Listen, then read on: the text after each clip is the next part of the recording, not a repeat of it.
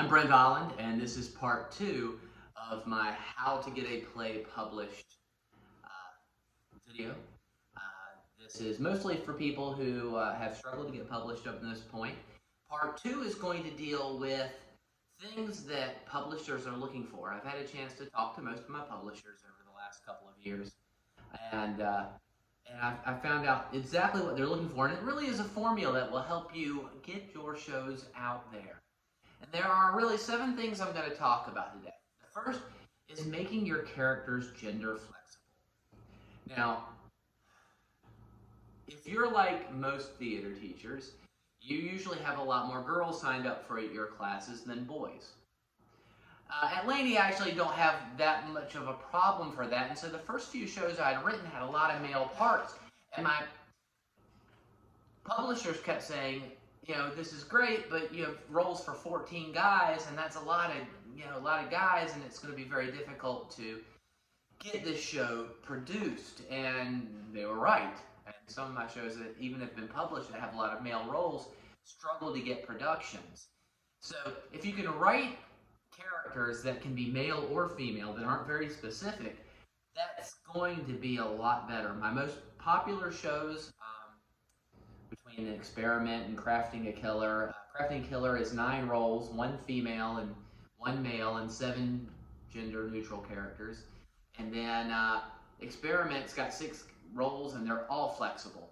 And those shows do very well for me because it allows the director, whether they have boys or girls, to be able to cast it as they need. Also, roles with lots of females. I know that I have done several shows, including Miss Polly's School for the Criminally Deranged put on a play. It's a play scripts play. It's done by Don Zelitis. It's got like 14 girls and 1 guy in it. And I've done that show a couple of times at Laney High School because I have a class with a lot of girls and very few guys. And usually I'm trying to do plays in my class curriculum. So either plays with lots of females or plays where the characters are gender flexible will give you a bigger potential to have your show produced. If you're like me and you're writing for high school age kids, another thing that my publishers have told me is I need to write plays where most of the characters are high school aged, or at least within that realm of high school aged, mid-20s and below. Basically, I don't think as a teacher we're doing them a lot of favors by teaching them to play roles in their mid-40s. I'm not talking about really old age where they actually have to learn real old age, but there's not a huge difference in the way a 20-year-old walks and the way a 40-year-old walks. I'm 47, and I don't think I move like my grandfather moves, but and so in the real world, if we are preparing our actors to become actors outside of our high school environment, most of the time, say if they're 19 years old, they're not going to get cast to play the role of a 44-year-old man or woman. And so, I try to cast as much as I can. I try to cast my shows where most of the roles are meant for high school aged kids. Normally there's 1 teacher character, or 1 old person, or whatnot. And when that happens, that's okay because we almost always have that 1 kid that seems to be just has a more matronly or fatherly air to them than all the other students, and that student will often get cast as the teacher or the father. We've all had that. But recently, my trend has been most of my shows are either very much designed to be high school aged kids, or there's just no age involved. It could be any age. And that allows, once again, the flexibility to be done in a lot of different venues, and my publishers appreciate that. Some publishers really, really focus on this. I know Theater Folk and I know that Youth Plays both have in the past mentioned to me that they want most of their roles to be high school aged. The third thing I want to talk about is the length of the show. Now, for me, 90% of my productions have been 1-act plays, usually competition length, and that's where my bread and butter is. I've written quite a few full-length plays. I usually write 1 per year for my Drama 4 kids. but they don't get nearly the amount of productions as my one acts, and they take a lot longer to write. Mostly because I feel that most of the time, high schools pick full-length plays that are very recognizable. You see a lot of musicals, you see a lot of plays that everyone's done. Everybody does Fiddler, and they're doing Puffs, and they're doing stuff like this. That they're big sellers and big attractors, so they can bring in more ticket sales, and it's a little bit more difficult to convince a school to spend a big chunk of their budget or time on a show, a full-length show that they're going to be trying to market.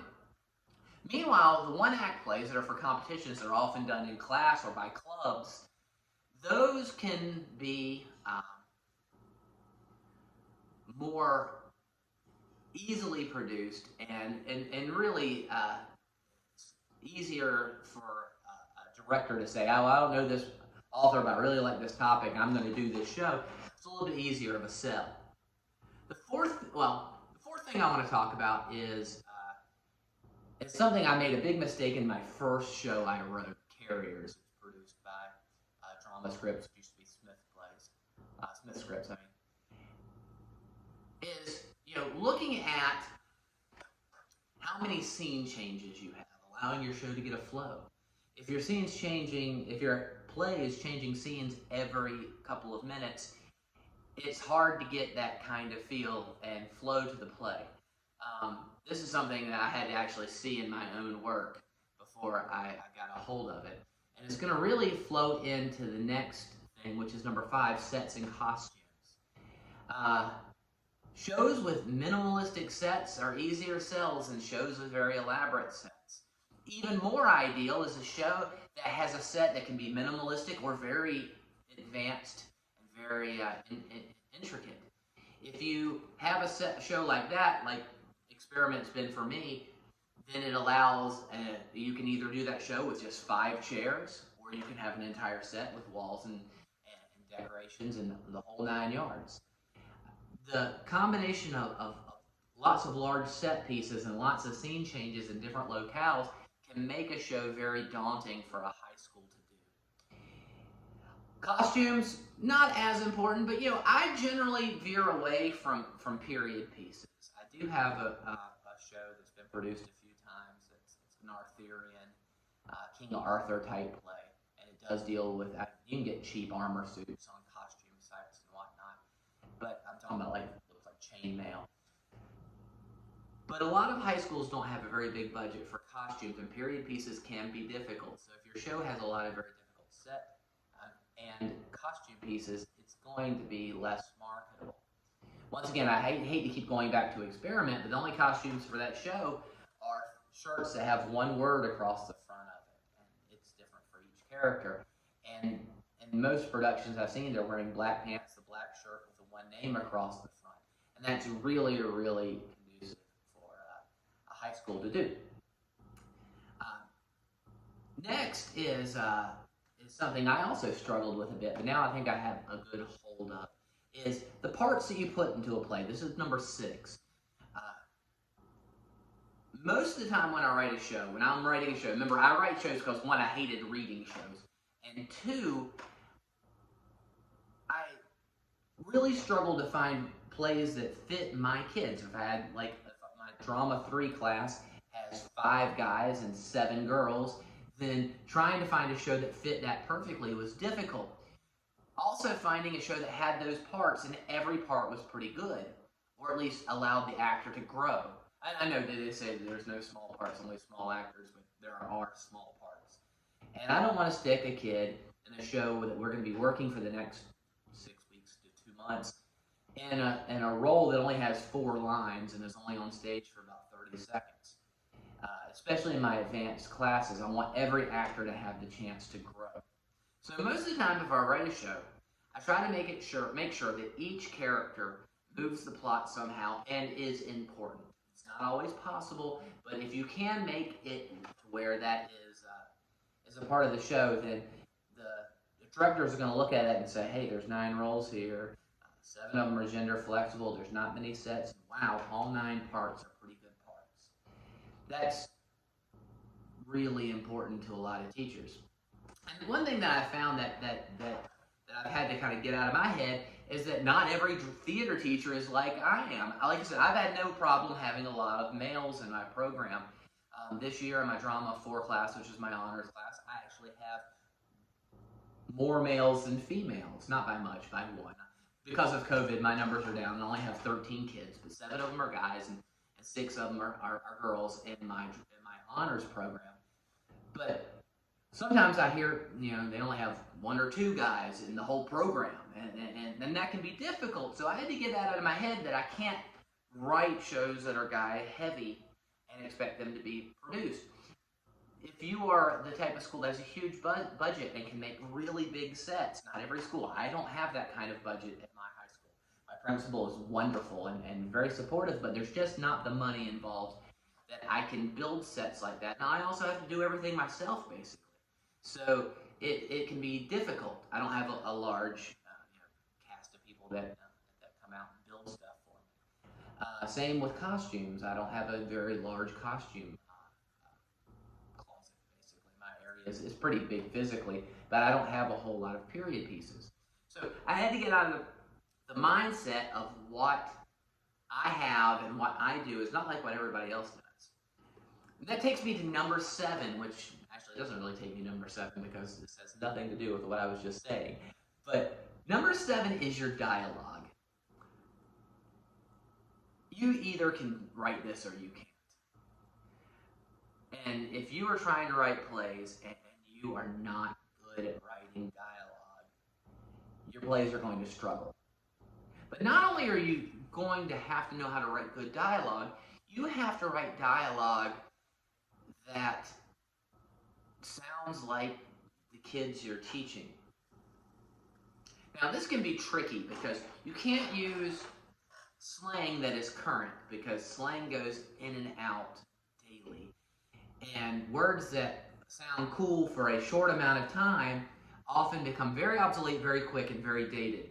There are some words that you can always use. If something's cool, it's always been cool. It's been cool since the 60s or earlier than that maybe. If something sucks, well, it sucks. And if you say something sucks, you'll hear someone in their 60s or 70s say, boy, that sucks. You'll also hear kids say it. There's some slang that is universal, but try to stay away from using slang that is current. And for that matter, also stay away as much as you can from current events. I know that I've read plays where authors have taken a pot shot at the current president or the current government or other events going on in the world. And while that seems very good at the short amount of time, if you're doing this right, you're going to want your play to be viable 10, 15 years from now. And if you make a crack about Donald Trump or Joe Biden 15 years from now, it's not going to flow very well. And I'd also say if you're international, stay away from writing in slang that's really heavily used in your own country. I recently was at a play festival where a cast was doing a show that was obviously written in the UK, and they used the term, you're my best mate often, but they didn't have the accent to go along with it, and it just was really weird and bizarre. I thought it was odd that the director either didn't make them use the accent or get permission to change that word to friend. So stay away from that if you can. It's not always possible, and sometimes we don't even know we're doing it, to be honest, because some of us have local dialogue that is, and slang that is so ingrained into who we are that we don't even know that it's only in our area. Oh Lord, I can tell stories about how my grandfather messed me up on so many things that I thought everybody said, only to find out that I think only my grandfather said it.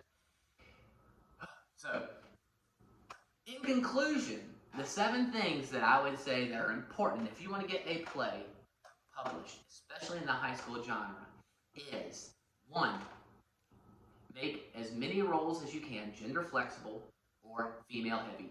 2, keep the ages as much as possible around high school or early 20s. 3, 1 acts over full lengths if you want to make money. There may be some author out there that puts a comment down here and says I'm crazy, but for me, my 1 acts have been a lot more profitable than my full lengths. Number 4 is minimize your scene changes. Number 5 is make your sets and costumes able to either be very minimalistic or very intricate, depending on the director, but don't have a show that requires a massive set. Now, I have seen a few that have recently been popular. Digging Up the Boys. I think it's Laura Lickran-Smith and Play Scripts has been doing very well, and I saw a great production of that at State Festival here in North Carolina not too long ago, and that it pretty much requires a very big set. So if the script's strong enough, it can do well. But if you can write a strong script and you don't need that, that's even better. Good parts versus small parts. Not everybody has somebody in their class or cast that's going to be happy with a role that where tree number 6 comes on and says, "What's up? I'm tree number 6," and leaves. So be careful about writing small roles. Try to make every role important. And finally, dialogue. Make your dialogue good. Read it out loud. Have your kids or your friends read it out loud with you, and make sure that it flows. And if there's a number 8 would be kind of tags on to length. Not only should it be a one act, but you should be thinking about competitions. A lot of these shows are used for competitions. There's the UIL in Texas. We have NCTC and thespian festivals in North Carolina. I know NCTC, our rules are we have to have our load in, load off, and the whole play in 45 minutes or less. I'm not sure what the thespian rules are right now. It's been a while since I've been to that. But it's important for a lot of directors when they're looking for competition pieces. So also, for me, this is just a personal note. When people call up and want to make small changes to my script, I'm not a stickler at all. If you need to change the gender of a character or words that don't fit or maybe a word that I think's fine and your school thinks is offensive or your administrator thinks is offensive, I'm really good with all changes within reason.